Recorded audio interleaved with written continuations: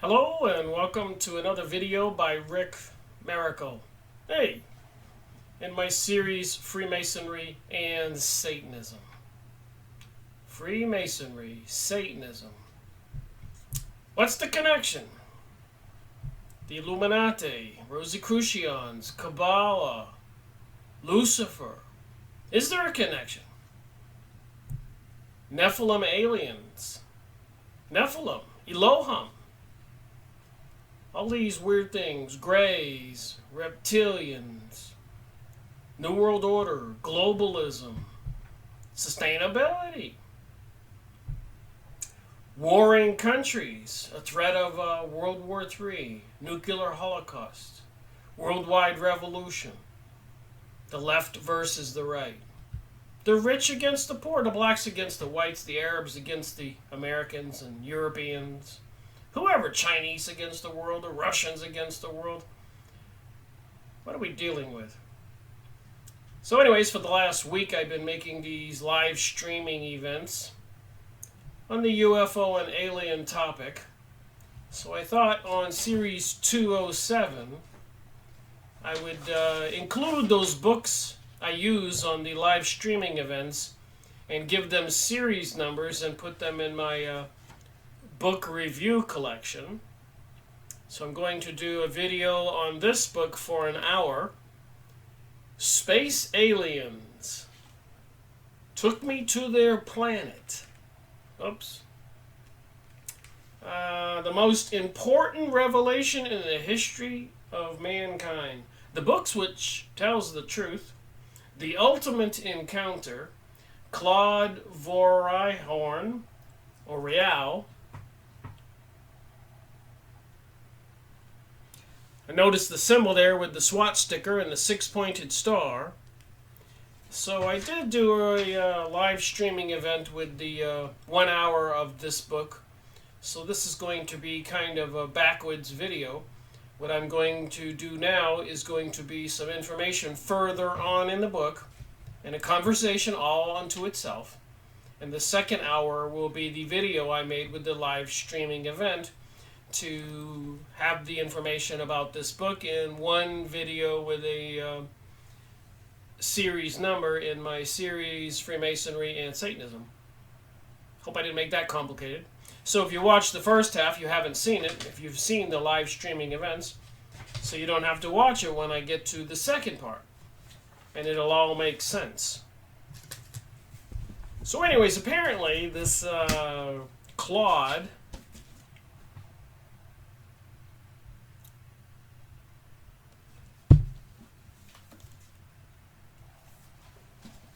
was a magazine owner writing about race car driving, and he was a race car driver himself.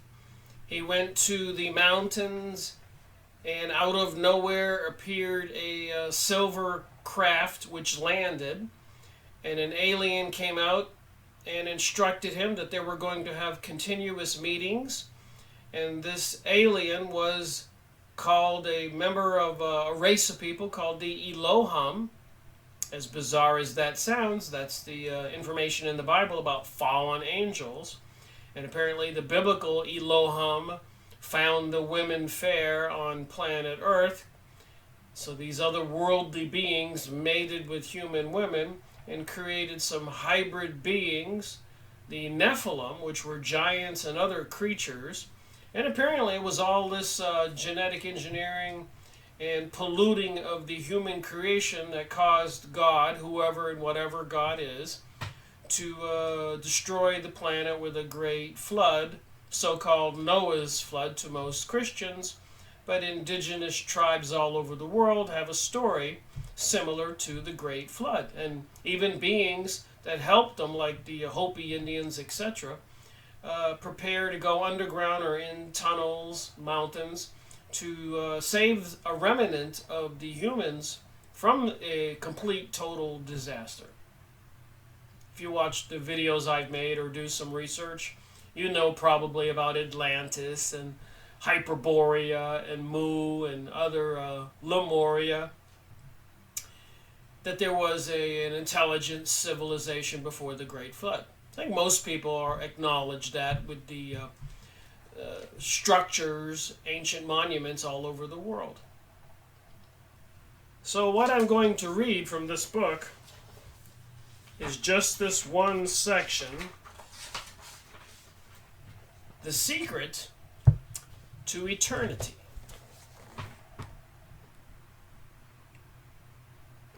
So it's a conversation with Claude, with this alien who calls himself an Elohim, that is telling him and helping him interpret history and the Bible. So Claude asked the alien on page 165, "You live 10 times longer than we do?" And the alien says, "Like the first men of the Bible, our bodies live an average of 10 times longer than yours. Between 750 and 1,200 years. But our mind, therefore our true selves, can be truly immortal. I've explained to you that starting from any cell of the body, we can recreate a whole being with new living matter." A lot of that going on today. "When we are in full possession of our mental resources and our brain is at its maximum efficiency and knowledge capacity, then we have a small part of our body removed, which is conserved surgically." So when they are grown up and educated, they have a piece of their body put in cold storage. "When we really die, from a cell taken from a small part of our body previously removed, we completely recreate the body as it was at that moment. I emphasize, as it was at that moment. That is to say, with all the scientific knowledge and personality that he had then. So when they do get recreated after they die because they froze a portion of their body, they only go back to that particular point in their life when that piece of flesh was cut from them. So if they were 25 or 50 years old when the part of their body was surgically removed, and then 1,000 years later they died, when they're recreated, they're back to 25 years old or 50 years old. But the body is made with new elements, which we have ahead of them 1,000 of your years to live, on and on eternally. Except that to limit the increasing of population, only the geniuses have the right to eternity.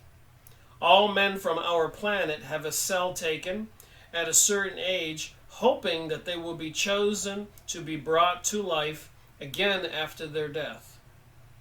They hope so, and everyone lives trying to earn that resurrection." So apparently, like I want to repeat here, Claude, according to this book, was a race car driver, magazine owner, went to the top of the mountain just to relax. An alien landed and started to give him all the information about the true history of humanity and reinterpreting the Bible, which was in my live streaming event. So after you watch me reading from this and interpreting it, when you watch the first part, it'll make sense. They hope so. Everyone lives trying to earn resurrection. Once they are dead, a great eternal council reunites to judge in the last judgment. A lot of similarities to the Bible there. Who among those dead during the year?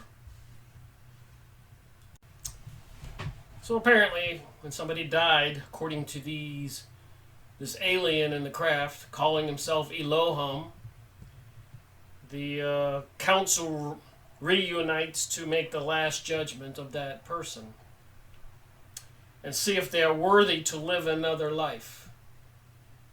And at the end of these 3 lives, the Council of Eternals reunites to judge in view of the work done by the interested member, and if he deserves to enter the council to the Eternals as a perpetual member.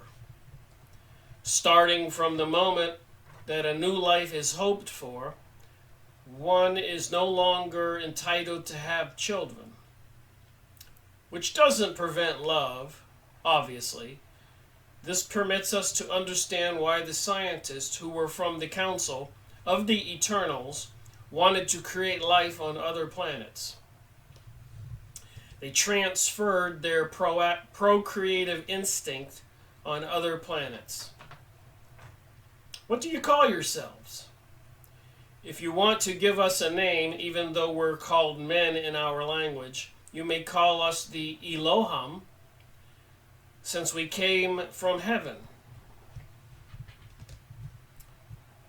So apparently Elohim, the biblical word, means from heaven came. Our official language closely resembles ancient Hebrew. I thought that was a bit suspicious. Every day we have spoken here. Aren't you afraid that other men might come across us unexpectedly? So they've been meeting every day in this mountain location and getting aboard this alien's craft, which turned transparent, and they were sitting in lounge chairs. Just going over some material from some of these books on UFO and aliens. Space aliens took me to their planet. We practically work intellectually only, and our scientific level permits us to use robots for everything. We only work when we feel like it, and only with our brains. Only the artist and sportsman work with their bodies, and because they have chosen to do so. Highly evolved atomic energy is practically inexhaustible, especially since we have found a method of using the atom in a closed circuit and solar energy. We have many other energy sources. We don't necessarily use uranium for our atomic reactors, but many other simple and harmless materials. So the Claude asked the alien, "But if you live so long and do not work, don't you ever get bored?"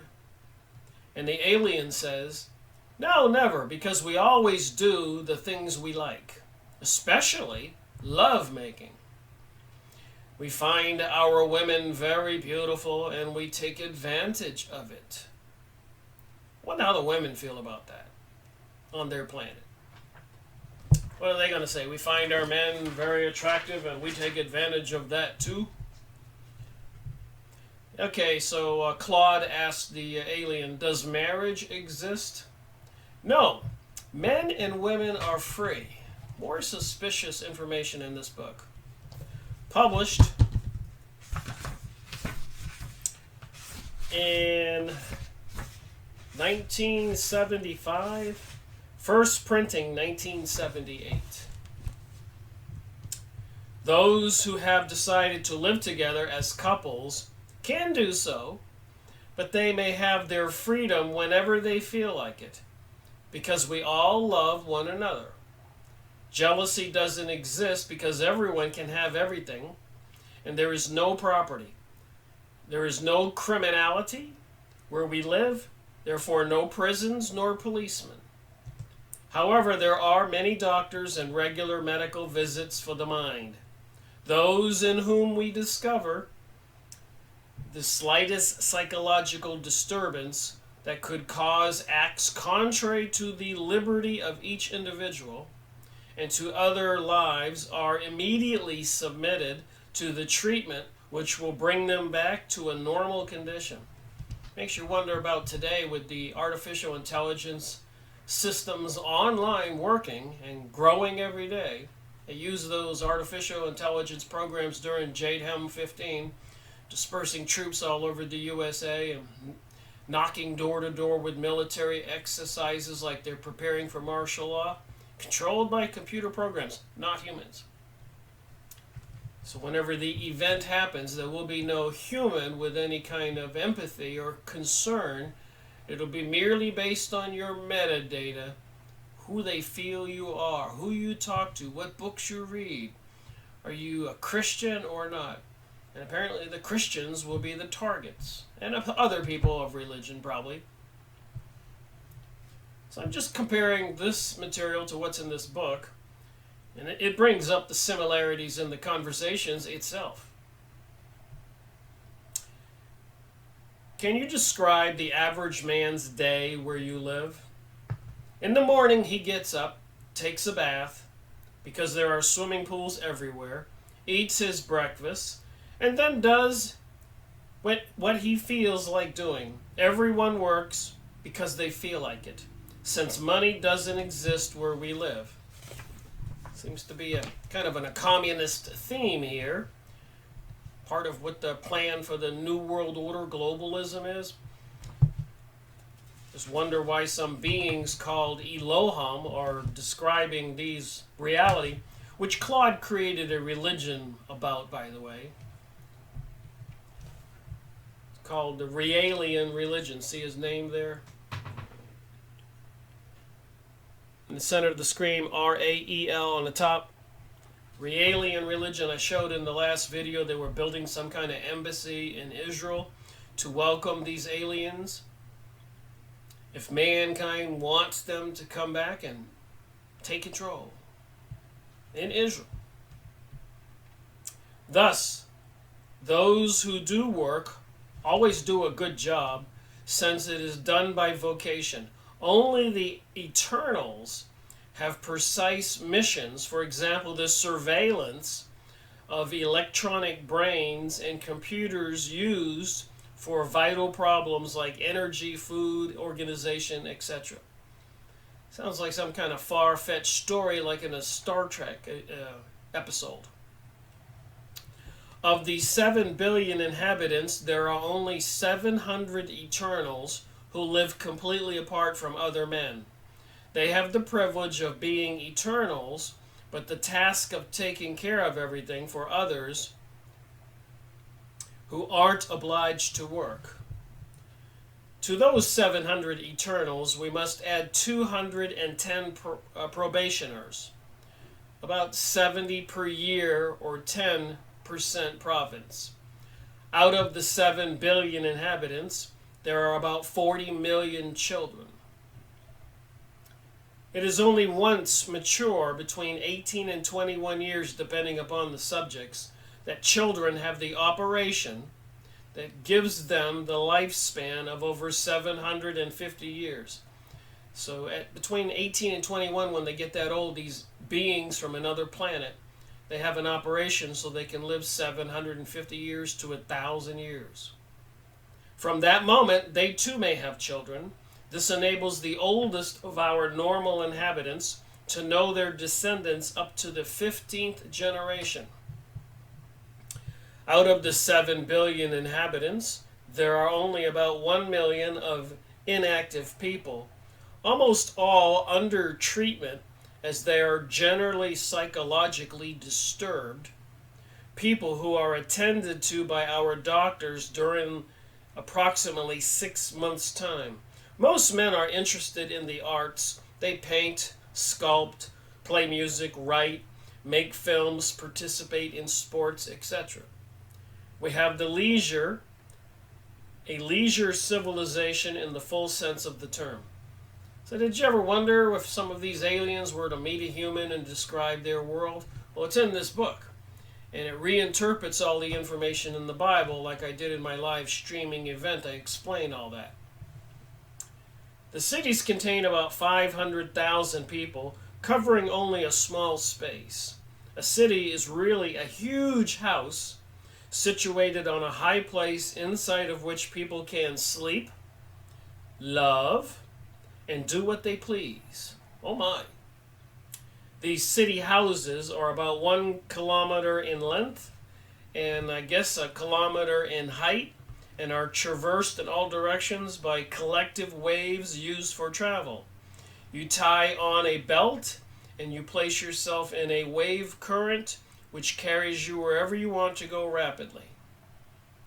The cities are of cubic shape so that they don't eat up the countryside, as in the case where you live. 1975.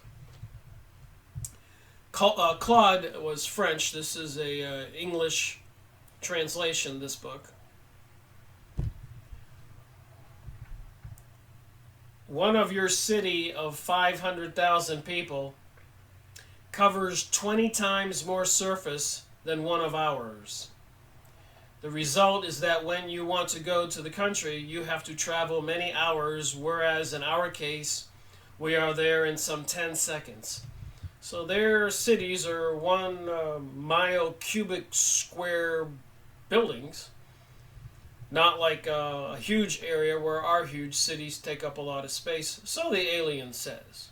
I'm not trying to advocate that this information is true. I'm doing a book review and sharing the information. The entire city is conceived by the same architect, so it will be more pleasant to look at and will harmonize with the scenery. All right, continuing on. But don't the people who have nothing to do get bored? No, because we give them many activities. The individual's true values are recognized, and everyone wants to show he has virtue. Whether it be in art, in science, in sports, each one wants to shine in order to become eternal, or simply to be admired by the community or by a woman. So you think some aliens gave Claude this information? A lot of books were published. Behind me, you see,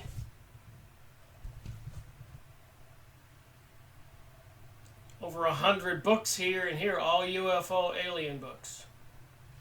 After World War II, most of them, if not all of them.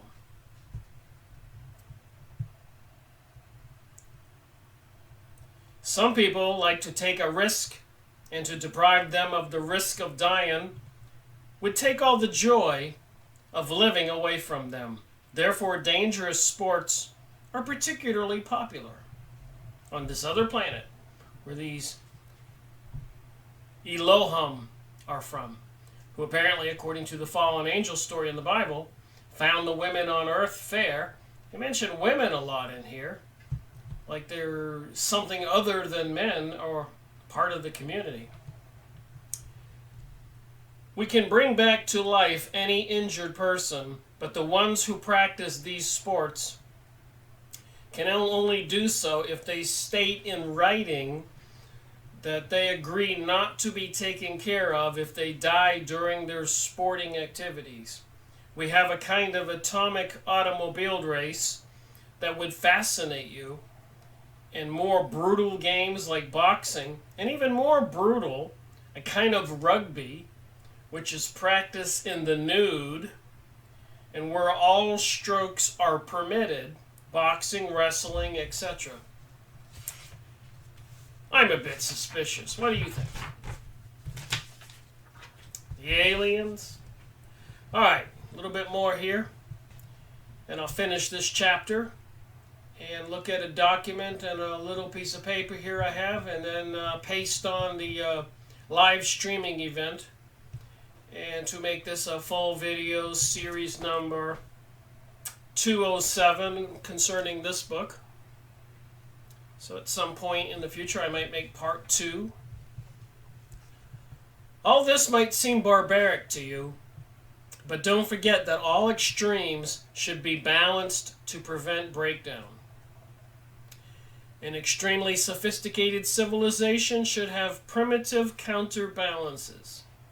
If our people don't have their idols in a favorite sport, they would have only one wish left: to die. So they have to have their sports idols, or these people on a different planet where the Elohim come from. They might want to just die. The life of another must be respected, but their wish to die or to play with death must also be respected within a framework of well-defined specialties. Where we live, there are contests every year in all branches, one of which is a worldwide contest which permits us to propose the best among them for eternity. Everyone lives only for that. Each year, whether it be in painting, literature, biology, medicine, and in all specialty where the human brain can express itself, A contest takes place in every province with a vote of the Eternals of that province. Kind of reminded of the Hunger Games movies here. The champions are regrouped in the capital to be submitted to the vote of jury of Eternals, which designates the champions of the champions. Those who are presented to the Council of Eternals, the latter chose those who are worthy of becoming eternal probationers. This is the goal, everyone's ideal. Distractions may take a primitive aspect when the supreme goal is so high. So he's asking, does that mean that the Eternals have a totally different way of life than the other inhabitants? I guess Claude asked. Surely, yes, they live apart in cities reserved for them, where they gather regularly to take some decisions. How old are the oldest ones? The oldest, the president of the council of the Eternals, is 25,000 years old. And you have him in front of you. So this alien he's talking to, so we are to believe with this book, because it says here, it's a true story, right on the front there.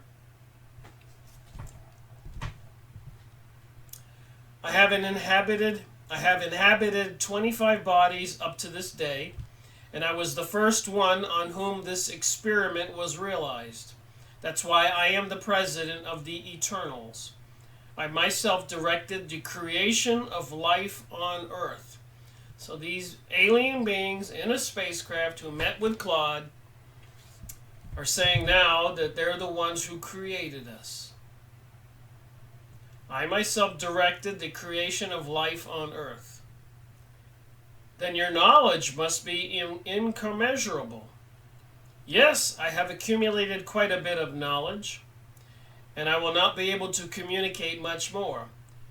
It's in this way that man may be superior to us, because the volume of the part of his brain which accumulates information, the memory is larger. Men will be able to accumulate more knowledge than us, therefore to go further scientifically, if they have the means. That is what scares those who oppose the Council of Eternals.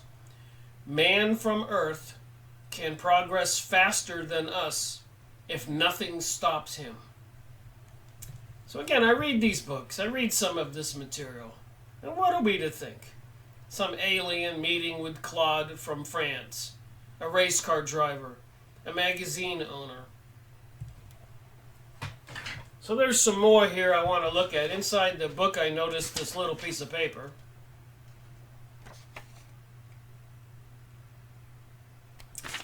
So I'll read it. Dear reader, thank you for having purchased Space Aliens Took Me to Their Planet. We are convinced you will find its message astonishingly clear and logical. Please take note that this first edition was translated by a group of members who were keenly interested in sharing their electrifying experience, but unfortunately lacked an extensive knowledge of the English language. We are a truly non-profit organization, and at the time the book was first published, we were unable to pay the high cost of a professional translator. Thank you for being so understanding, and we hope to be able to count on you as one of our members in the near future. The Canadian Raelian Movement. P.S. It is not necessary to believe, but it is vital to understand. Claude Voril. So maybe it's actually the French-Canadian. Claude is French-Canadian, maybe not from France. I thought he was from France. Anyways, he speaks French. There was one more document I wanted to look at. I went on the internet and did some more homework, just because the story was a bit bizarre. But remember, you talk about these books behind me here. 200 of them, 150 books I have on the UFO alien issue. Is it a vast propaganda campaign to make us believe something? I just keep an open mind either way, and I figure if I read enough of this, I can make a decision With this book here, I was a bit surprised with the continued reference, if you haven't seen the live streaming event, but the second half of this video, where it continues to reference the Israelites as the more intelligent among us on planet Earth.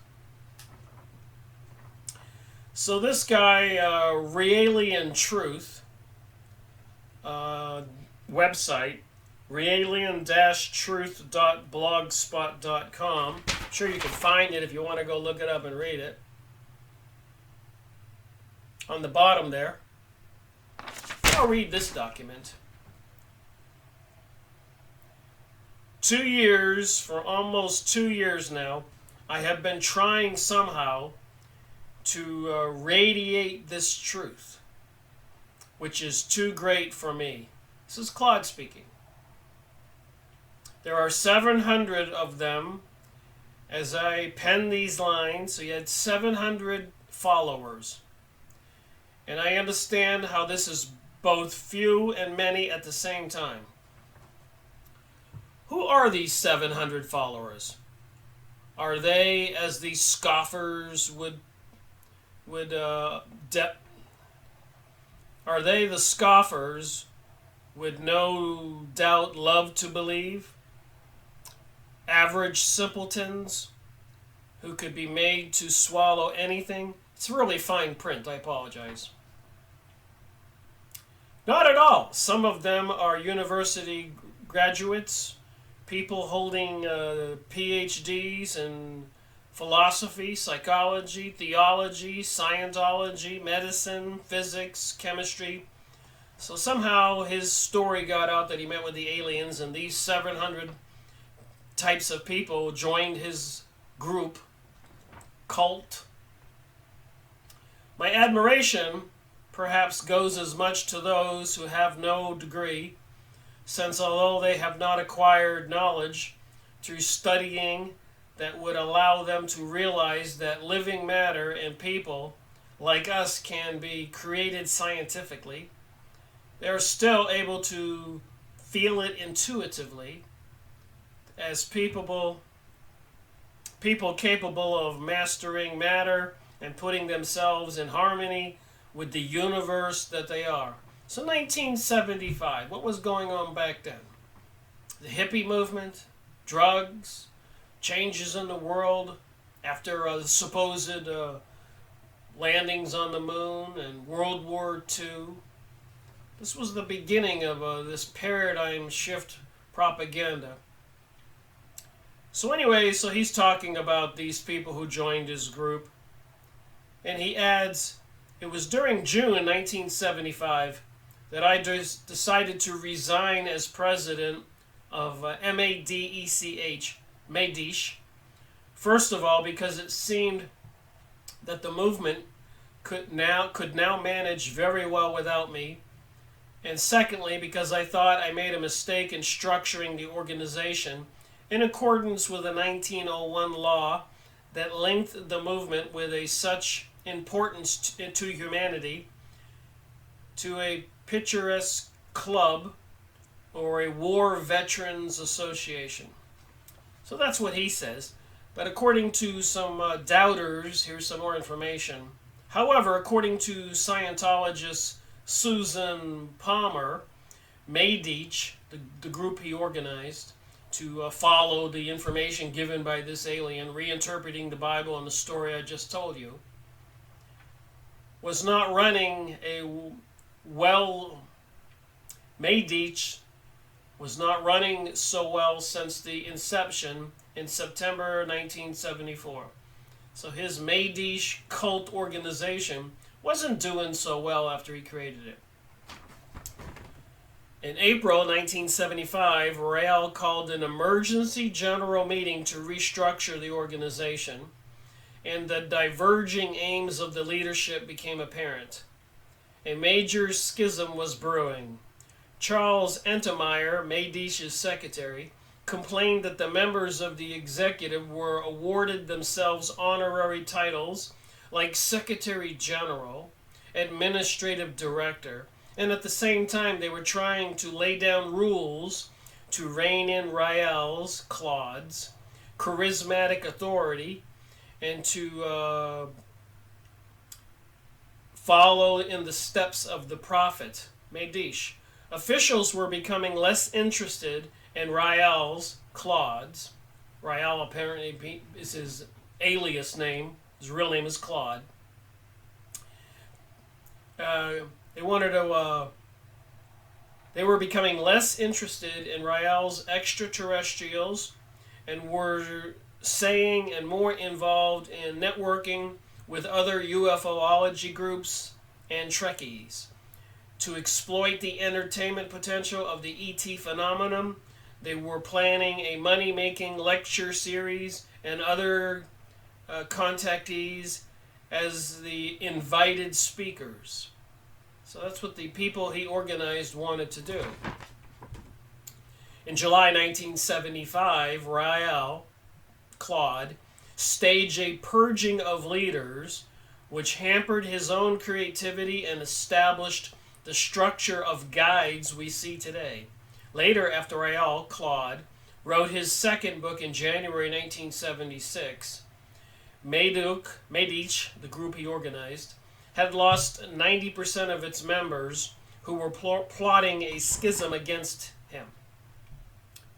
2 years after the founding, MADECH was still giving Rael headaches, and in January 1976, he asked Gene Gary, again, this is really fine print, I apologize, to move to Paris, so I guess he is from Paris, to help him resolve the mounting tensions within MADECH's executive. This was difficult for Gary, but he complied and discovered that the Paris directors were plotting against Claude. Rael instructed Gary to read the Prayer of the Elohim from Rael's second book at the General Assembly, and in order to dismantle the MADECH cult group, Gary had difficulty gaining entrance to the meeting without a pass. But once inside, he showed the gathering Claude's letter and read the prayer from the stage. Total silence followed. Then 90% of the members got up and walked out of MADECH. Rael subsequently renamed MADECH, M-A-D-E-C-H, to the Raelian Movement in February 1976. R-A-E-L-I-A-N. And I showed that in a previous video, but apparently they're building this complex because these Elohim aliens said, if you build it, we will come. So they wanted an embassy built for them if the people wanted them. And apparently they're going to build it in Israel. Apparently in this book it indicates that the Israels are the more intelligent among us, that they created us. These Elohim, these people, this alien in this story.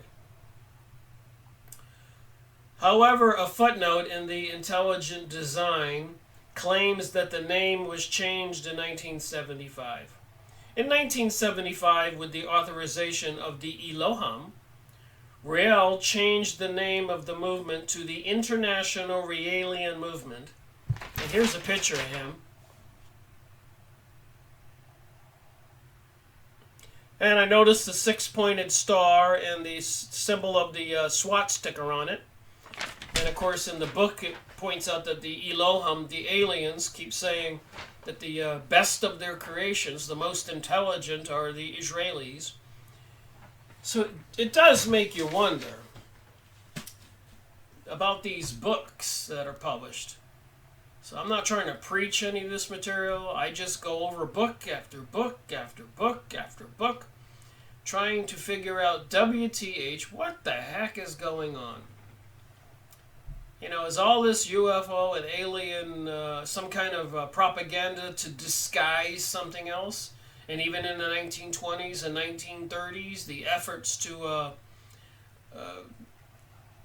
eliminate Christianity from the planet by the communist congressional hearings revealed that after World War I. the Zionist movement to regain Palestine for 200 or 300 years, and that's why they brought us World War I and World War II, and they want to rebuild King Solomon's temple. I don't think you can separate these two issues, and in this case, Claude says the alien says he is the Elohim, and they created us, as you just heard me read from this book. So anyways, that's this first hour, plus or minus, and I'm going to attach the live streaming event I did on this book for the second half of this 2-hour video, just so I have it documented in the regular way I've been doing it. Thank you for listening and watching.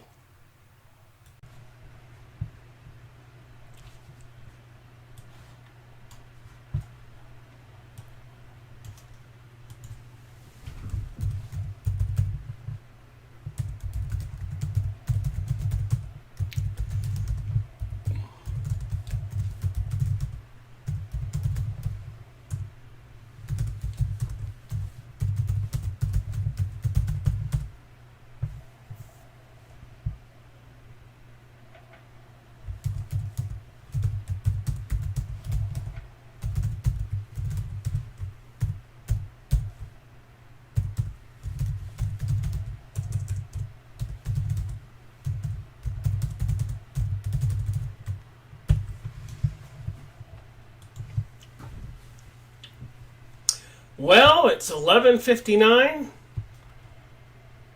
and we're getting ready for another live streaming event with Rick Miracle, me.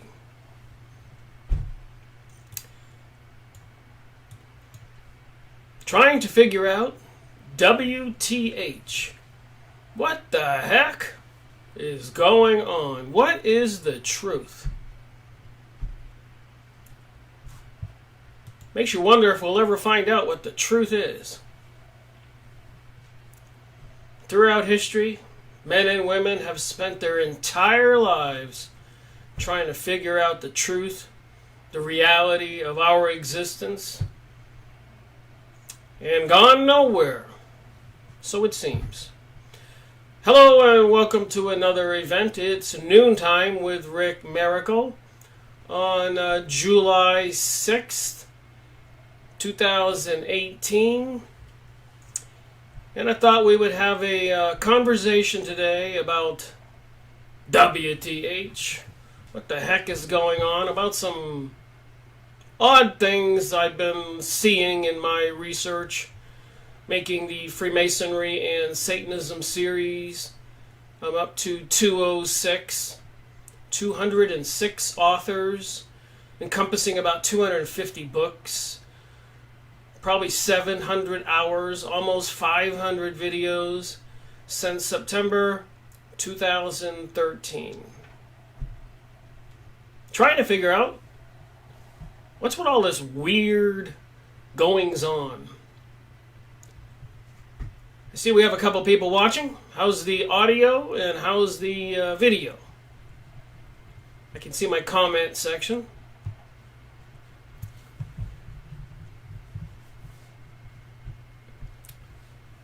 So what I thought I would talk about today to start this video is something new I discovered. There's always another cult out there or another group. Grand Design says everything is good. So anyways, I get these books. Space Aliens. Took me to their planet.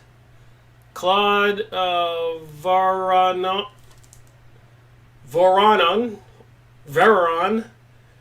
and apparently Real is his nickname. And you can tell it's a true story because it says true story on the cover. The most important revelation in the history of mankind. The book, again, which tells the truth. I thought that was kind of weird. They have to have it tells the truth on the cover. So I've been looking into this man's story. I went online and looked up Claude Voril, and I got the Wikipedia. They have cited numerous quotes from Voril's book. I got the Biblico-Cyclopedia.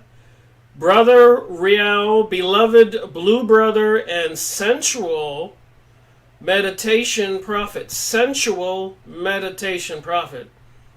Oh my. That caused me to go, what? Sensual meditation prophet? Of the holy Elohim space gods? Of the holy Raelian UFOs? And Voril will clone you for only $1 million. Got some things to talk about cloning.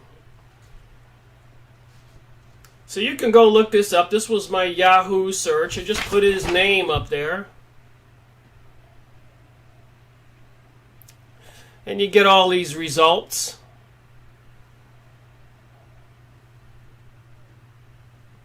Here it says false prophet.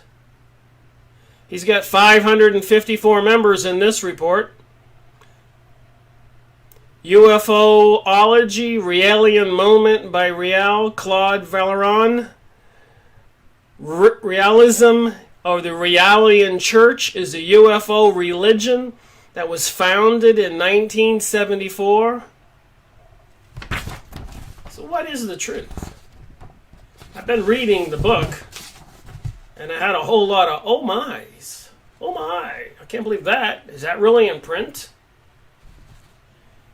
Testimonies by ex-Raelians.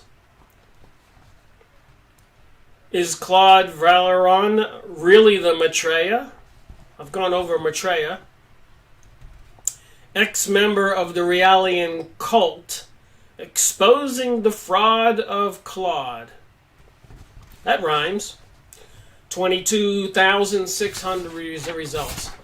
So I've been reading the book, and there were some astonishing things in here. I'll take a look at some of those. But let me tell you about some of the topics in the index.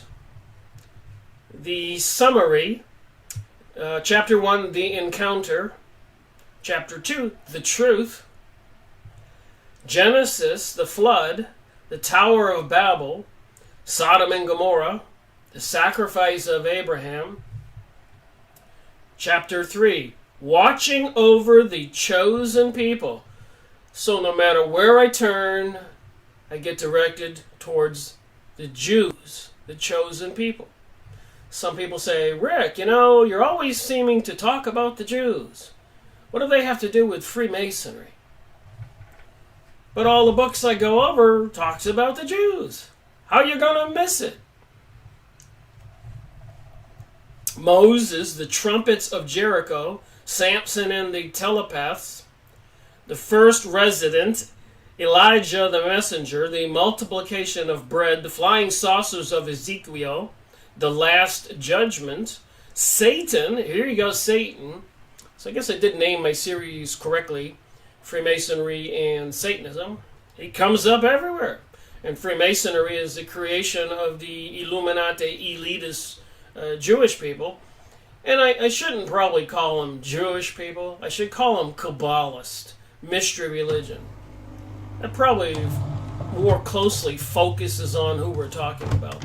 Because a lot of Jews all over the world are oblivious to this stuff. And they get offended if you talk about Jews. But then what is it to be a Jew? Is it DNA? And the answer is no. Especially if you're a white Jewish person, you're probably a descendant of a Khazar, a Khazarian, Ashkenazi Jewish person, which seems to be the bulk of the Jewish people, the elites in Israel and the world. And Khazaria was well known for being a very ruthless, barbaric people, and they adopted the Jewish religion thousands of years ago. because they discovered they were God's chosen people. So they said, hey, why do we want to be a Islamist or a Christian when we can be God's chosen people? And what rabbi, gave them the religious instruction? What was it, from the Kabbalah? And many Kabbalists were accused of sorcery, witchcraft. Just saying. Is it a God-fearing, Jesus-believing, maybe even the Prophet Muhammad believing, or is it a Luciferian, satanic, fallen angels, spiritual entity religion? And I guess that question's rhetorical. If you've been watching my videos, we all kind of have an idea which one it is. The satanic rituals we see on Emmys, Grammys, Super Bowl halftime shows, tunnel openings, Eurovision, the American Idol in Europe program, and so much more. Putting a statue of the devil with children under his arms in Oklahoma and then Detroit, and so much more. So all this stuff seems to continue to connect the dots. The usefulness of Christ. That's what it says here. The conception, the initiation, the parallel humanities, scientific miracles, to be worthy of heritage. You don't even have to discuss this stuff. Just the titles alone boggles the mind. Go, what the heck is going on? Chapter 5, the end of the world. You see what I mean? Go get the book. And it's a true story, you can see right there. A little humor. Humanitarianism. Oh boy, they're using that kind of propaganda on us. Sustainability, biodiversity, globalism, and anti-nationalism. If you love your country and you're patriotic, you're the enemy. World government, that's what it says here. Your mission. Chapter 7, the Elohim. Wasn't the Elohim? I made a video on that on 202 in my series. The fallen angels who found the human women fair, mated with them, created hybrid creatures, giants, etc., called the Nephilim. So what are we to believe? Is that the true story, or is it Zechariah Stitchin's the Anunnaki, Planet X, and Nibiru, or is it Barbara Marciniak's truth? The Palladian Keys to the Living Library. Go watch my videos on that, Series 60. Bringers of the Dawn. Get it? Bringers of the Dawn. Sorry, I don't have my thing centered correctly. Teaching from the Palladians. So these Palladians, channeling through Barbara Marciniak, said they were here thousands of years ago and they interfered with the evolution of humankind, and they're back to fix the mistakes they made for their own salvation as well as ours. If you've been watching my videos, it seems there are some common themes. You can kind of connect the dots. You don't have to be Sherlock Holmes. It says it right here, page 151 in the index, World Government and Your Mission. Chapter 7, Atomic Bombs, Overpopulation in this book. What year was this book published?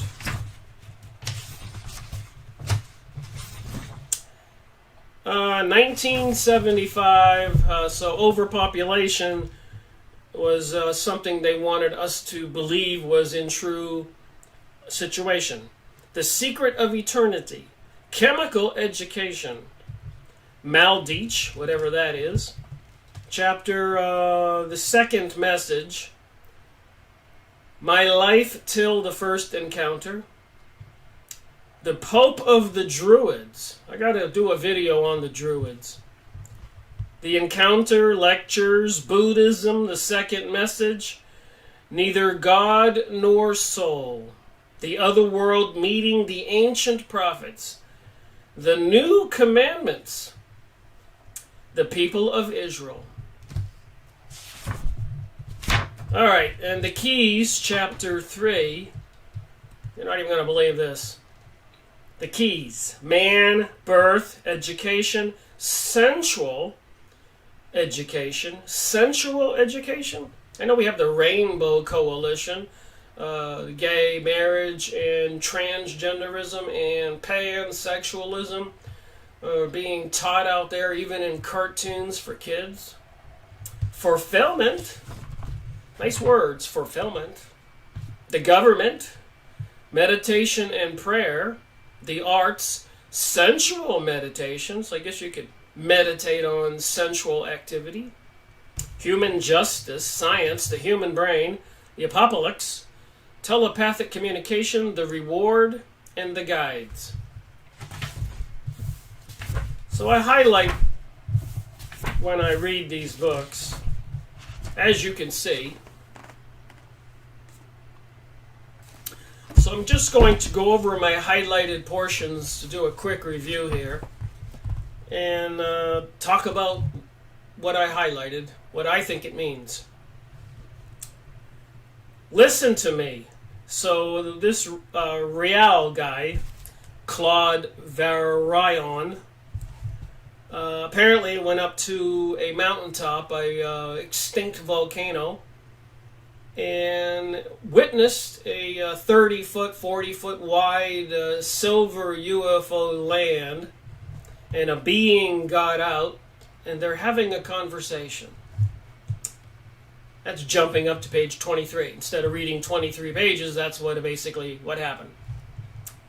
So anyways, listen to me. You will tell them about it, but you will do so by telling them the truth. So the alien is volunteering to give him the true information about humankind so that he can spread it amongst the people of the planet about what they are and what we are.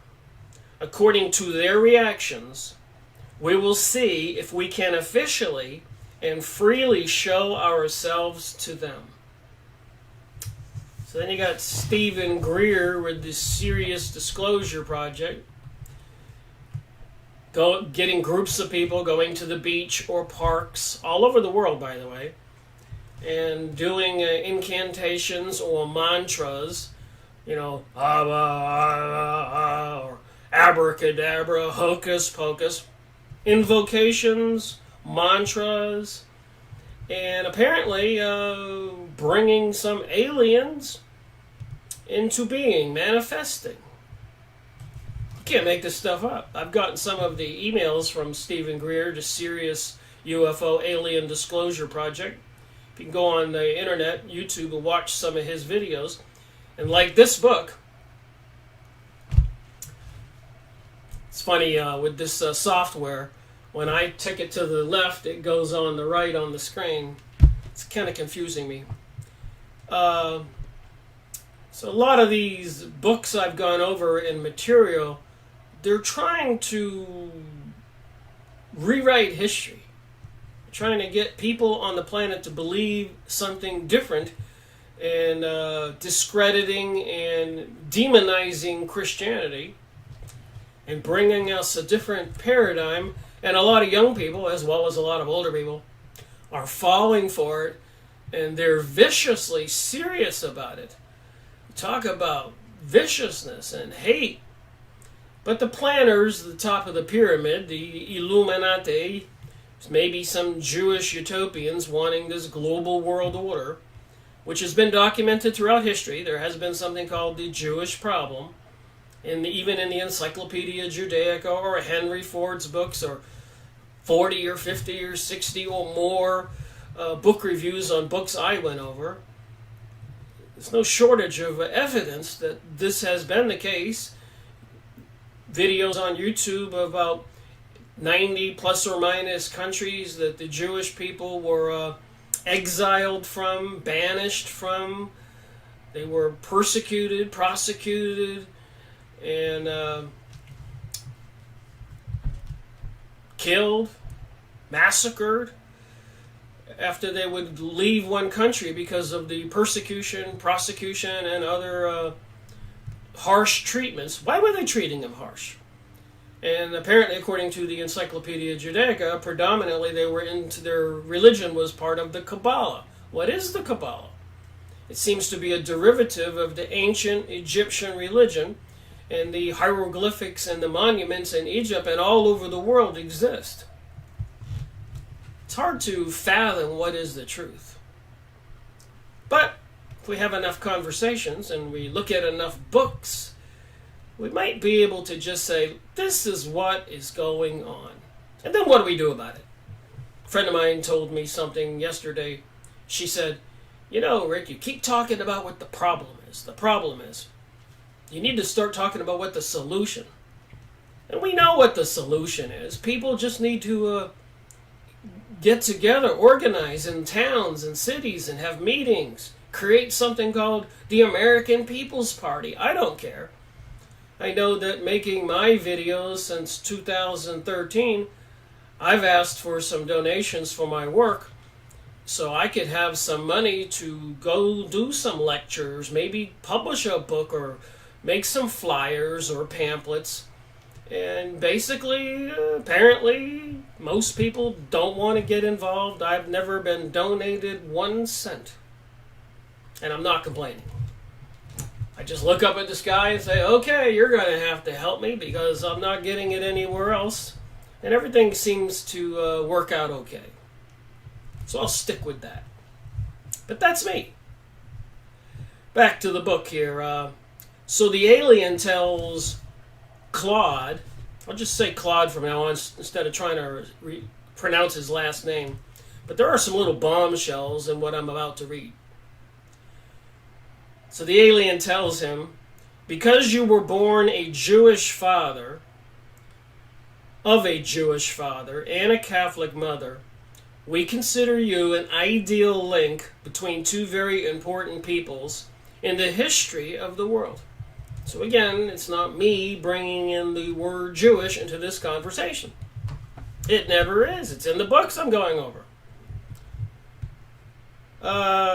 To see what men are up to and to watch over them. They are the future. We are the past. Just my highlighted sentences. Apparently, this Claude gentleman drew some pictures of the craft that he identified. I think it was back in 1989.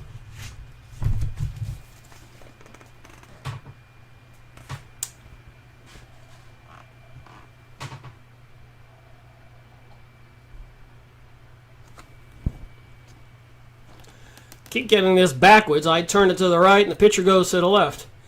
This was interesting. The Star of David, as above, so below. The pyramids and the SWAT sticker in the center. That gave me a warm and fuzzy feeling. Not. So remember, Hitler was in with the Vril Society and the Thol Society, sending archaeologists all over the world, scientists looking for certain artifacts. What are they looking for? So it says right here, the truth. Genesis, the flood, the Tower of Babel, Sodom and Gomorrah, and the scientific sacrifice of Abraham. So you know it's the truth because it says the truth. There's Claude. Space aliens took me to their planet. Look at the medallion he's wearing. The book which tells the truth. The ultimate encounter. So my point again is there's plenty of books out there. I got a couple hundred books behind me. 100 of them or more, 150 are on UFOs and aliens. So I ask myself every now and then, what's the truth? Is this stuff true? And I have some theories on it. Pretty outspoken about what I think after doing research since 2005. Alright, so they're talking about the Bible. The alien says, look, I'm going to meet you tomorrow. We're going to get in my spaceship, sit in a couple lounge chairs. I'm paraphrasing. And I'm going to tell you the truth. I'm going to interpret the Bible for you. All right. A long time ago, this is about Genesis, on a faraway planet, men had achieved a scientific and technical level that can be compared to what your men are about to achieve. So again, I like to pin down dates here. December 13th, 1973. So they're 1973. They were talking about what's going to happen on Earth. And anybody who is a little bit awake has noticed in the last 100 years a tangent curve. I got this thing backwards. Tangent curve is one that goes slowly up and all of a sudden goes way up. I can't do it. Everything is backwards. A tangent curve, not a sine wave that goes up and down, but one that just starts going like this, right to the sky. So scientists decided to go to a faraway planet which would fulfill approximately all the conditions allowing them to survive so they could proceed with the experiments. They chose the Earth in which you live. So according to this alien talking to Claude, their planet thousands of years ago advanced to where we are today, and they started playing with genetics and DNA and started creating things. The citizens of their planet were horrified and said, no way, like what's going on Earth today. So they came to our planet to have the freedom to create whatever they wanted to create. And he's quoting some of the sentences in Genesis and interpreting them to explain that reasoning. And apparently a lot of people who are reinterpreting history through the previous thousands of years attribute to what has been described to a mystical and supernatural forces versus some alien scientists coming here and creating mankind. That's the crust of what he's trying to convince Claude of. The so-called alien who landed and gave him a copy of the Bible and told him he was going to interpret Genesis. First of all, take Genesis in chapter 1. In the beginning, Elohim created the heaven and the earth. So they're saying, where we all know the Bible to say God created the heaven and the earth, he said that was a mistranslation. It should really be the Elohim, which are described as the fallen angels who mated with human women, creating giants and other beings, hybrids, called the Nephilim. But he's the alien saying in the Bible it should have been Elohim that created mankind. It says here, Elohim, wrongly translated in certain Bibles by God, means in Hebrew, those who came from the sky. 1973. So Elohim means those who came from the sky. And again, I'm skipping stuff, just having my conversation. They created, in reality, rediscovered or discovered the earth and realized that they could find all the necessary elements needed for the creation of artificial life, even though the atmosphere wasn't quite identical to theirs. They went on exploratory journeys and they placed what you might call artificial satellites all around the earth to enable them to study its composition and its atmosphere. So what do people believe? You know, they channeled materials, all those channelers I've discussed and reviewed on the different books. Esther Hicks channeling Abraham, Lee Carroll channeling Cryon, Jane Roberts channeling Seth, and so many others I went over, and I'm going to continue to go over those books. But they're kind of saying that Christianity is no longer useful, it's outdated, and there's this new religion coming, and maybe some UFO alien disclosure trying to tell we humans where we really came from, and our creators, maybe our guardians, are back. Are we going to fall for it? Then I got something called Project Bluebeam, which apparently using all these technologies, they can put voices in our heads, holograms in the sky, maybe even make us see things or go into trances, and make us believe the second coming, or Muhammad's coming back, or Buddha's coming back, or Krishna, whoever. Maybe different entities coming back to different peoples all over the planet, and big projections in the sky will say, I am the one, the Elohim. Will people believe it? People bought the story of 911 hook, line, and sinker. They said they found a passport or driver's license at the bottom of one of the towers that belonged to an Arab. So obviously it had to be the Al-Qaeda, Bin Laden. And so they attacked Iraq, which was related to none of that, of weapons of mass destruction. And I mention these things because I believe it's all connected. Somebody's going through a lot of work to bring about some change in thinking on planet Earth. All right, my next highlighted portion is here. I just talked about these. Then, with the aid of very strong explosives, which they did the job of bulldozers, managed to raise from the ocean bed and accumulated to form a landmass which became a continent. So apparently when these aliens first came here, everything was an ocean, no land, but they used some very strong explosives to stir up the crust of the continent to bring us the land masses we have today. And initially it was one land mass, but as we all know, you can look at a map and you can see how the pieces could be pushed together like a puzzle. So the aliens saying this is how they did it. Wasn't God creating reality in 6 days and resting on the seventh? And again, I'm not trying to preach this information as the gospel. I'm trying to show that somebody is trying to print this information as the gospel. Somebody's promoting it, and I got hundreds of books of this stuff.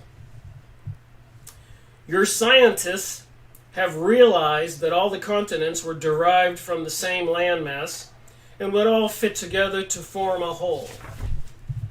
All right, moving on to my next highlighted sentence. So these aliens were creating here on planet Earth, and they had to make some land available, so they used some explosives. And it says here, the alien says, all their efforts at creating living beings, humans, deer, bugs, trees, plants, fish, etc., were aimed at one basic achievement: reproduction. So they wanted a self-reproducing planet with plants, bugs, people, whatever, lions, alligators. They were having a good old time in their laboratories coming up with these inventions. They were artists, so it's been saying here. But on their planet, it was banned. The citizens were horrified. You can't do that here. These creatures might harm us or destroy our reality. But what do we have going on now in our reality? Cloning and genetic engineering and manipulation. You can get a designer baby. All right, from a distance, their planet studied their progress with much awe and enthusiasm. All right, my next highlighted sentence, page 35. This alien says this sentence: I am one of those who created life on Earth. So what do these aliens live for? Thousands of years? So he's coming back. All right, page 36. Then the more skillful among us wanted to artificially create a man like ourselves. 1973, this book was published. But the people on our planet were horrified to learn that we were producing test tube babies whom they were afraid might one day come to their own planet and cause a panic. And apparently, according to my material I was talking about in the video yesterday, July 5th free streaming event, the white male sperm count is 50% low, 60% probably now, 70% and dropping. So the birth rate potentially is going to cease to exist. And meanwhile, they're having all these people donate eggs and sperm to these vaults, these sperm banks. Makes you wonder what is really going on behind the scenes. What do they have planned for us? Back to this book. So the people on their planet were freaking out because they had test tube babies, whom they were afraid might one day come to their own planet and cause a panic. So even on their planet, they were concerned about these test tube babies here on Earth. A number of the creator teams, so apparently they split up all over the planet and were making humans. That's why you have different races of people, because they were different teams of scientists making their own. But basically in their image, according to this material. So they're all humanoids, but with some variations. According to what it says in this book by Claude, space aliens took me to their planet. Did you ever hear this story? I got 4 people watching. Any comments? The number of creator teams is easy to find. Each human race corresponds to a team of creators. So if some alien in a silver disc picked you up and gave you this story, what would you believe? So they were saying, in our image, you can verify that the resemblance is striking. So the alien, it says, we were creating you humans in our image. Then the problems began for us. The team which was in the country now known as Israel, and which wasn't very far from Greece and Turkey, on the sole continent, was considered one of the most brilliant, if not the most brilliant. So out of these different creator aliens creating beings on planet Earth, the ones in Israel were the most brilliant, if not the most brilliant. One of the most brilliant, if not the most brilliant. Their animals were the most beautiful, and the plants, the sweetest smelling. It was what you call the Garden of Eden. That set off some alarm bells in my head there, reading that in this book. So it says it numerous times that the more intelligent of we humans is the Israelis.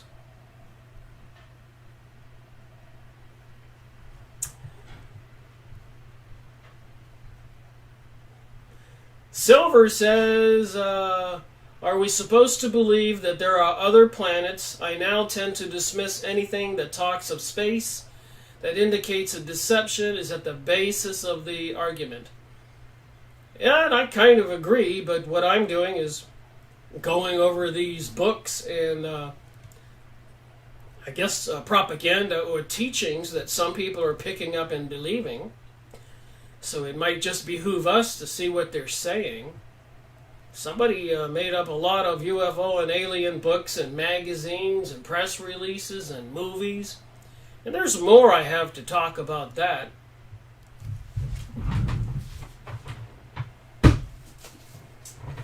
I got to make a video on this book. Sweet Spirits. Kenny Kingston, Psychic to the Stars, as told by Brenda Marshall. I should give you a synopsis of what I'm talking about. Gene Roddenberry. Everybody knows who he is, right? Star Trek. Other sci-fi movies. Well, apparently all these producers and people in Hollywood were seeing psychics and channeling and going into meditative states, and that's where Gene Roddenberry says he got the information. Even people like Madonna, the beautiful blonde bombshell, apparently would go into these trances and become possessed. They were doing that. A lot of actors are into that. They get possessed and they play these surreal parts in these movies. They're into the, they have the personal psychics and all this stuff into the occult. Anyways, and when they do their part in the movies, that seems so surreal. But in Madonna's case, when after the production or the video or whatever she was doing, and she would come out of the trance and be the possessed entity would leave her, according to these books I have, Sweet Spirits, etc. And then they kind of crash and burn like a hangover after getting inebriated or high. So apparently these possessing entities drain all your energy, but they can turn you into a Beethoven or this Shakespearean actor or something quite miraculous. And in Gene Roddenberry's case, in the meditative state, given the storyline to a lot of the Star Trek series, all of them maybe, and others. And if you go watch Star Trek and you're aware of that, pay attention to the repeated presentation of reptilian entities. Just saying. Even Spock with the devil ears. Just saying. You want to know, or do you not want to know? I'm trying to understand this. Alright. So apparently in the Garden of Eden, it really wasn't about eating the apple of the tree. It was, this alien is interpreting what's in Genesis in the Bible. What the Bible was really meant to say is don't touch the scientific books, otherwise you will die. Retranslation of Genesis by this alien to Claude in this book. My next highlighted portion, and you can see I'm only reading my highlighted portions and having a little conversation, my 2 cents. So far they said that the Israelis were the most intelligent creations on the planet that they created. That set off alarm bells in my mind. Okay, moving on. It says here, so they understood that they too could become creators. And a lot of the channelers lecturing on videos you can watch or even live, like Esther Hicks channeling Abraham, they tell you can become a creator god too. You don't have to pray to God. You can become a god. You are a god. So they would have people believe. And once you listen to my video and read some books, watch other videos, you start picking up on these common denominators. That's why I mention it. You have to just pay attention, and it has to get in your ear and in your eyes, and you have to say, wait a minute, I've seen that. I've seen that. They're doing it again. They're doing it again. Even in the 1920s and 1930s, when the Congress in the United States was having hearings with the communist people, they were interrogating them. They said they were going to infiltrate all aspects of our society, and they were going to discredit or eliminate and destroy Christianity.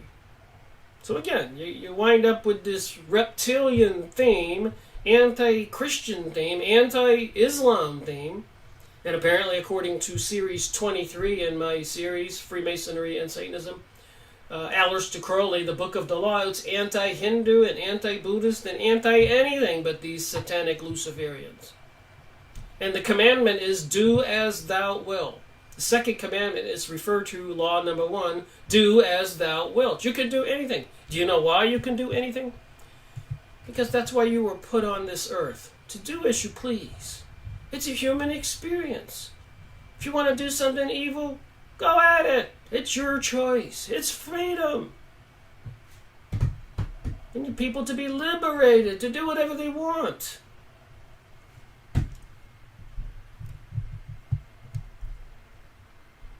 So they understood that they could become creators, and this made them very angry with their fathers for having forbidden them to touch the scientific books, considering them as if they were dangerous laboratory animals.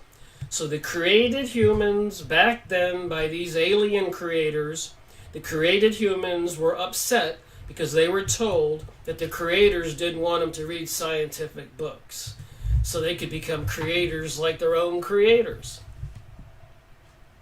Can't make this stuff up. All right, highlighted portion in my book here again. Man's life is very short, and there exists a scientific means that can prolong it for a great length of time. This is what the alien is telling Claude. And if man could live 10 times longer, they would soon be our equals, because their faculties are slightly superior to ours.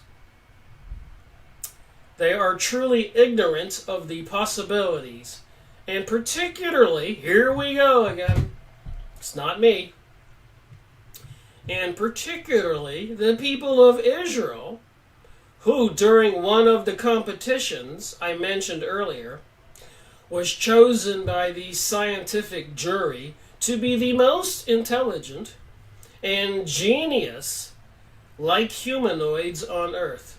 That explains why these people have always considered themselves God's chosen race. Aha! I didn't know that. What if I was just a brain-dead human and I was reading this and I wanted to believe it?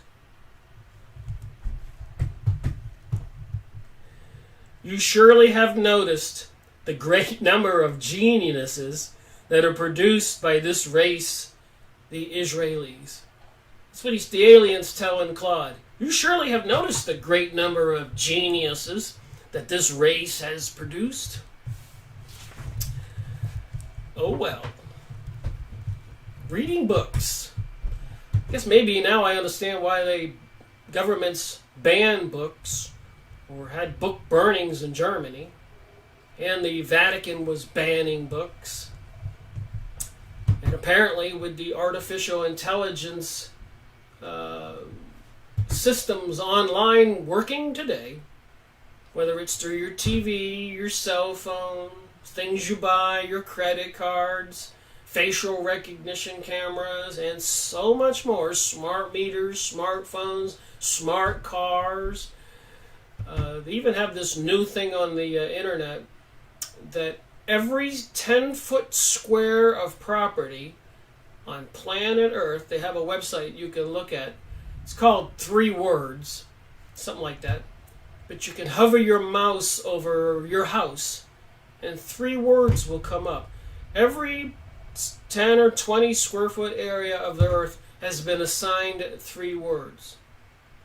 Dog, run, hop could be one piece of property. Why are they doing this? And it's coming out of the United Nations. Very weird. All right. So they're talking about Adam and Seth. 912 years. And Enos lived 905 years. I'm not sure I heard of Enos. I've heard of Adam. I've heard of Cain and Abel. Some of the first created beings. But they said they were living 900 years back then. The exiled creators. Okay, here are these alien creators now. Listen to this story. Again, the alien is interpreting Genesis in the Bible for Claude. The alien creators took the most beautiful girls from the men and made them their wives. So these beings that the creators made, they were stranded here, exiled from their planet because of what they were doing. So they took some of the most beautiful girls from the men and made them their wives. And there's much more to each one of these little sentences I'm reading. It reads you these paragraphs where they're coming from in Genesis, and then the alien gives his interpretation. Here you have proof that the creators could mate with the daughters of man who had been created in their own image. So another UFO alien book here. Space aliens took me to their planet. The most important revelation in the history of mankind. The book which tells the truth. 6-pointed star and a swastika. The ultimate encounter. Like I said, I've got a lot of books on UFOs and aliens, and this one here just comes off with a slightly different twist, but it's the same variation, whether it's Zecharia Sitchin's Anunnaki or books on the Elohim and Nephilim and fallen angels, archons, the biblical story, Palladians by Barbara Marciniak, Coming to Earth. I've got so many other books. We could get into this topic for a long time. But I just thought I would stick with the UFO alien connection for this week. Then I'll pop off onto some other topics in my live streaming events.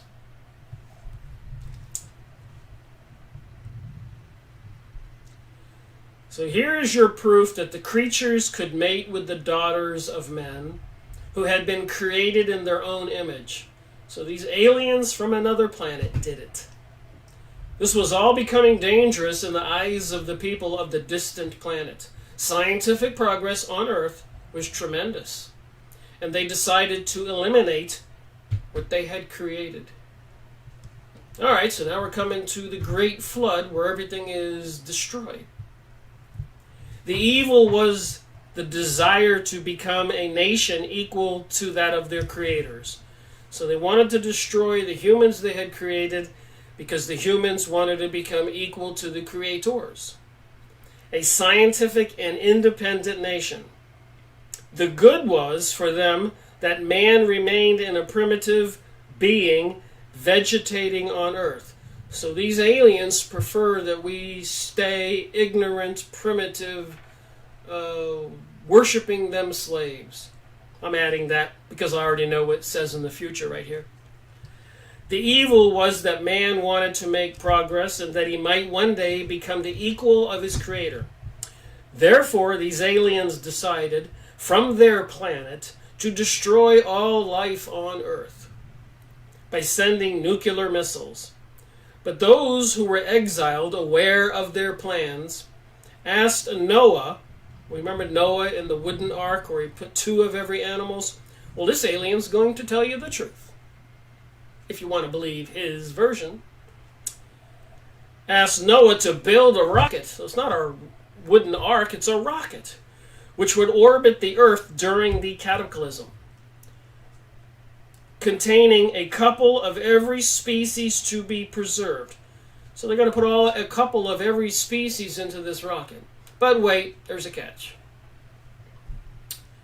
This is figuratively speaking because in reality, and your scientific knowledge will soon permit you to understand this, it is sufficient to have a living cell of each species, male and female, in order to be able to reconstruct the entire living being. In Norway, this is a sidebar here. You can look this up. They built a huge cave, a vault, and they put samplings of every seed on the planet, apparently, in that vault.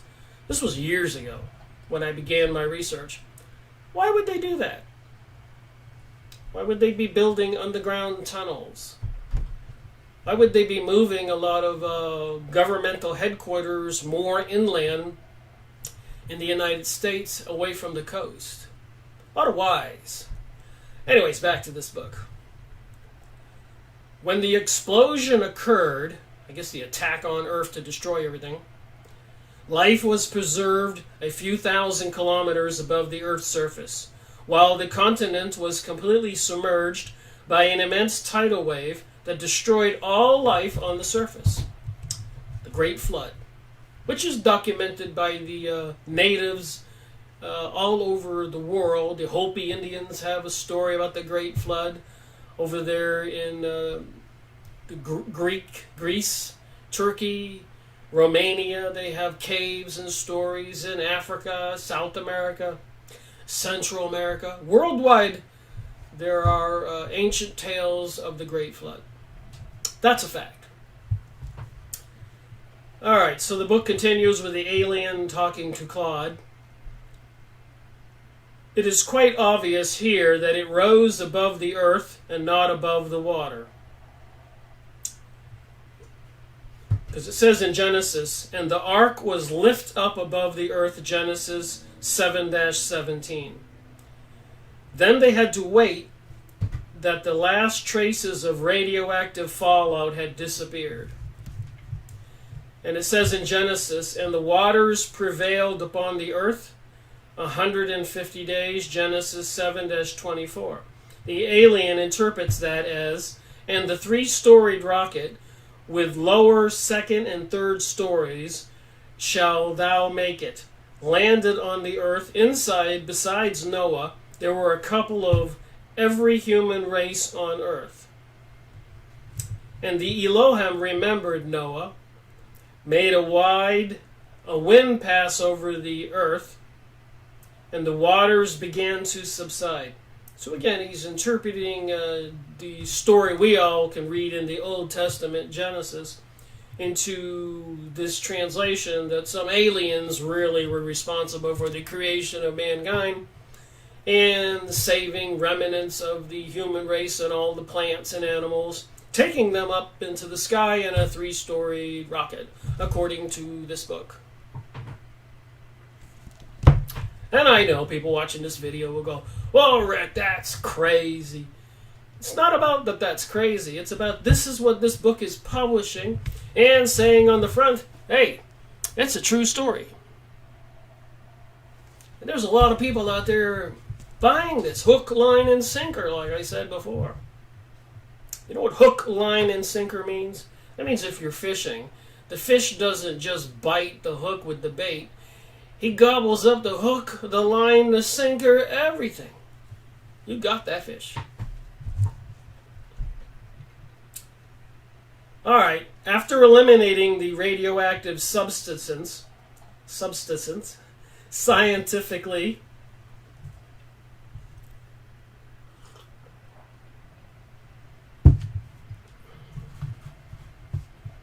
looking at my comments here.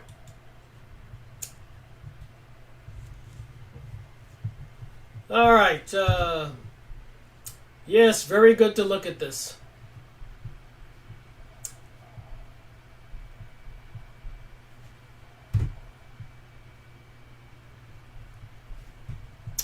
Okay, I want to finish this up. We got 5 or 6, 7 minutes. I appreciate people taking an interest in this conversation. And it's just a conversation. It's better than being ignorant and apathetic and not caring and not wanting to know. Apparently having an idea of what this new philosophy, this new religion is trying to teach people just might be a good idea for we the people to be aware of it, know what kind of books it's in,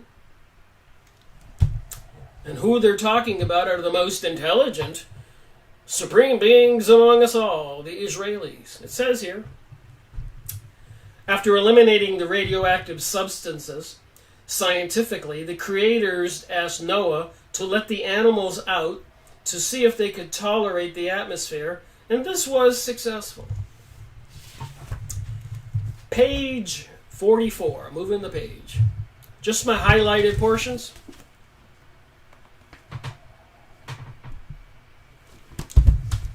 I went on Abe Books and probably picked this up for a couple bucks. AbeBooks.com, used book site.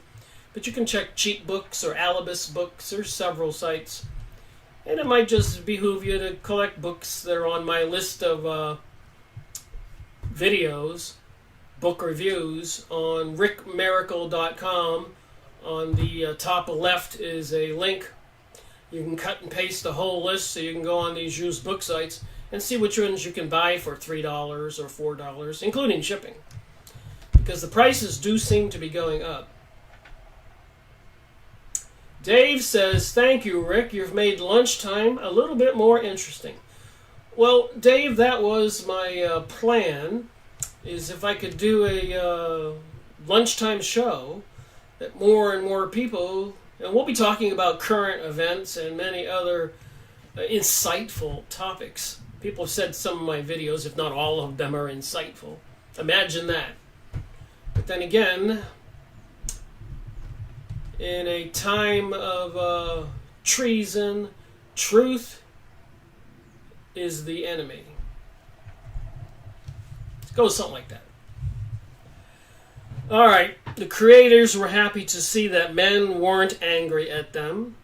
So these creators that caused the explosive destruction, the great flood on earth, were releasing the people back onto the planet, and we're happy to see that the men weren't really ticked off. I'm paraphrasing.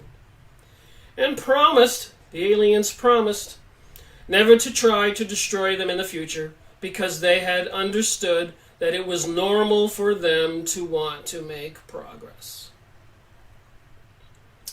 The imagination of man's heart is evil. That's in Genesis 8-21.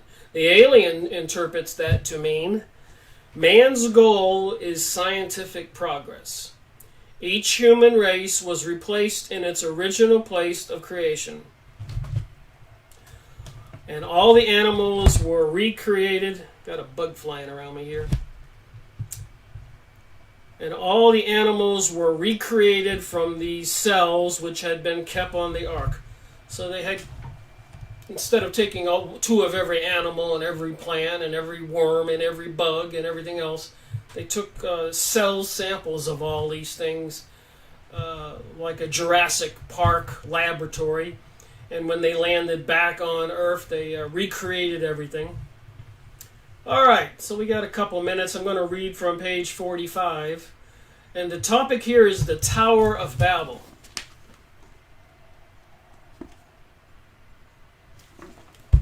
So how is the alien going to reinterpret that? Saying that we humans have misinterpreted everything and used mysticism and superstition to create these stories in the Bible. I'm not going to believe what it says here. I better hold it up again. Look at the first sentence.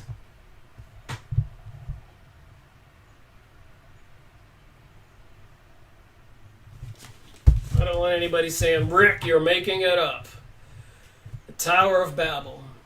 The most intelligent race, the Israelites, were making such progress that they soon undertook the conquest of space with the help of the exiled creators.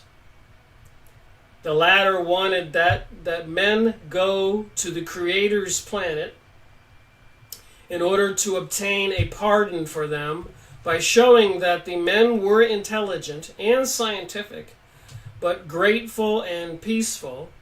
So they built an enormous rocket, the Tower of Babel.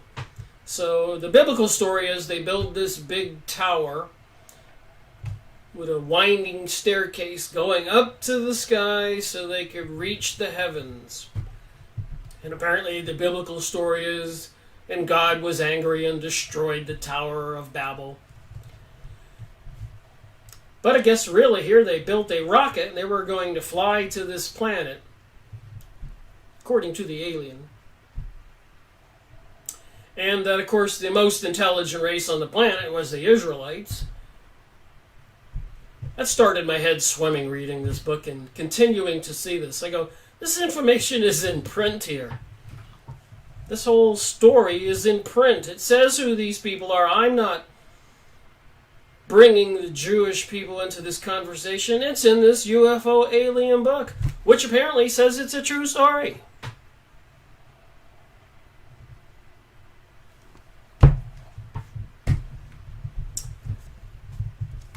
Thank goodness some of we the people have brains and have some capability for discernment, and we can say this stuff is a little bit baloney. You think? Yes? No? Bellstar. Well, I'm late again. I just got in. Well, you can always watch the video. They're all posted on my YouTube channel. Yeah, I believe that Claude was according to this book, Dave, a Jewish father in the beginning of this video, if you see what I read, and a Catholic mother. And the alien said that's why he was the perfect candidate and why he was selected.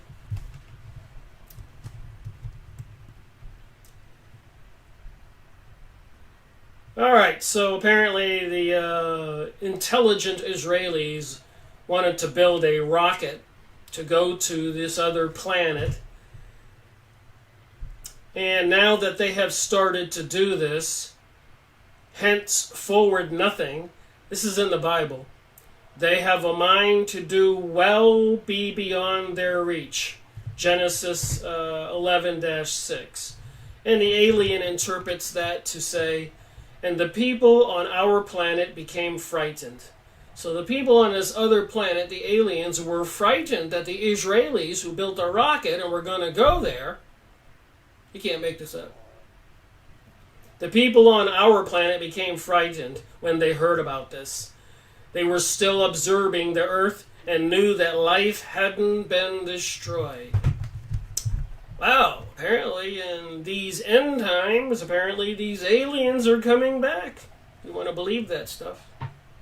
Corey Good, David Wilcock, and so many more. Even Steve Quayle. So many of these people that are quite famous and popular with all their videos and books they published on the internet are talking about Antarctica and the whole flash frozen civilization of aliens and craft under the ice.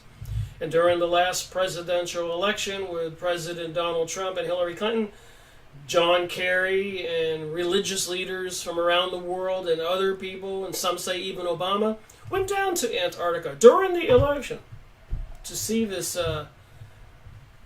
get a tour of this topic. So, what are we to believe? Somebody's trying to convince somebodies all over the world that this is the true story of reality. And even if you go watch some of the channeled material by these different channelers, just go on your computer, I did it, and put up most popular channelers, psychics, and you'll get long lists, and you can go on YouTube and watch their videos, listen to what they say, and see if it doesn't kind of connect with this material I'm reading.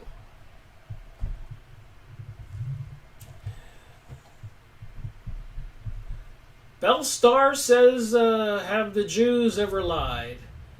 Grand Design says that, and Bellstar says, do they ever tell the truth?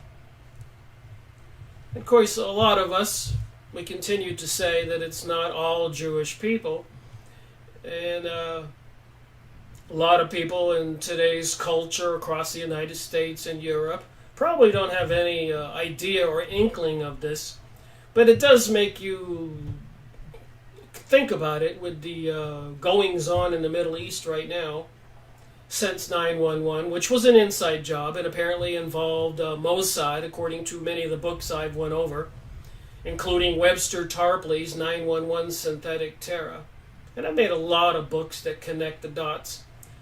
So if they have this world globalism event, some kind of mandatory legal system, and everybody has to swear allegiance to some leader or something, it just makes me wonder, these Jews who are not supporters of Zion, where are they going to stand on this issue? Are they going to stand with the rest of us in opposition?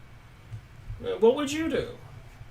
Or are they going to believe they're the more superior, intelligent humans on the planet and they were destined to be the Jewish utopians, as per the book The Jewish Utopia by retired intelligence officer Robert Williams? I made videos on 3 2-hour videos. You can go watch it. So I don't make this stuff up.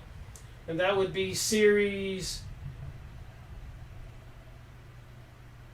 if I can see the book here, 67. the Jewish utopia, the ultimate world order. So I read books and report, and I don't try to slant it one way or the other. A lot of the material I have, like Benjamin Friedman's famous speech, a lot of the information was reported in books written and speeches made by Jewish people trying to warn the rest of us. Benjamin Friedman, go see his famous speech from New York. All right, let me finish this page 45, and I'm past my 1 hour show.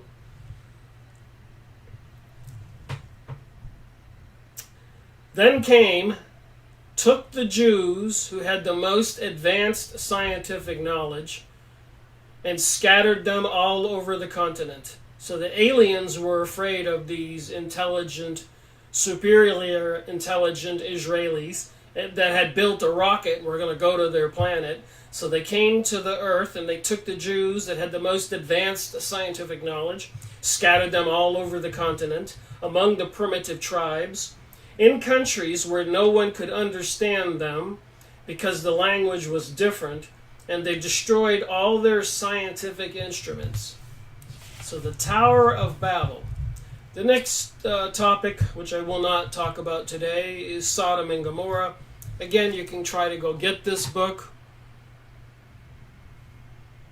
Maybe I'll do it as book review 107 and read some other material from this book.